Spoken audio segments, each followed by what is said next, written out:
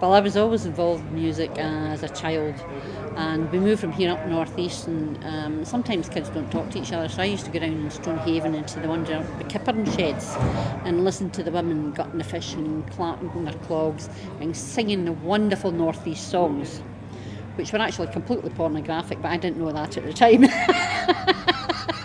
They sounded very nice and had a jaunty little tune to them. And we always had music in the house. We had an Irish background as well as a Scottish connection. And I first got into my first folk club when I was 14, which was Montrose Street. And it was the original Humble Bums of Billy Connolly and Tam Harvey, but there. That's how long ago it was. I was really old. And if you sold the pies and things like this, you got in for nothing. So that's the first folk club.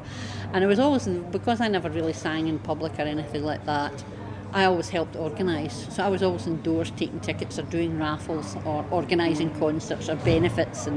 And with a lot of the other artists I got to know over all the years through all the different benefits and concerts that went in. Any concert you played for me, usually you didn't get paid. It was always a benefit for somebody, So that's how really I got started in it, and made a lot of wonderful friends along the way. And it started off, there was only about 7 festivals really when I started off, and I'm going back 40 years ago. And now you've got about 52 festivals in Scotland.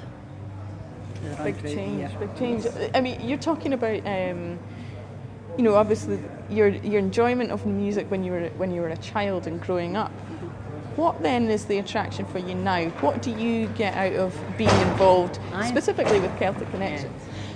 For me, for the likes of For the Open Stage, it's to see all these kids that come through and they take the music, they've got maybe the traditional backing. It's not all traditional music that comes here now, it's a fantastic genre from all over the world.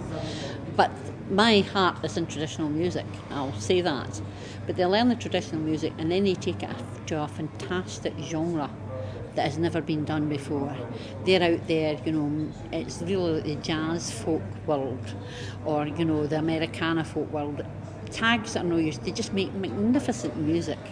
And this festival, from starting from such a small beginning, it's just so well renowned now. And from their workshops that they do here and the education programme that's at Celtic Connections that goes on throughout the year is stunning, absolutely stunning. Kids before, it wasn't cool to play a fiddle 10 years ago.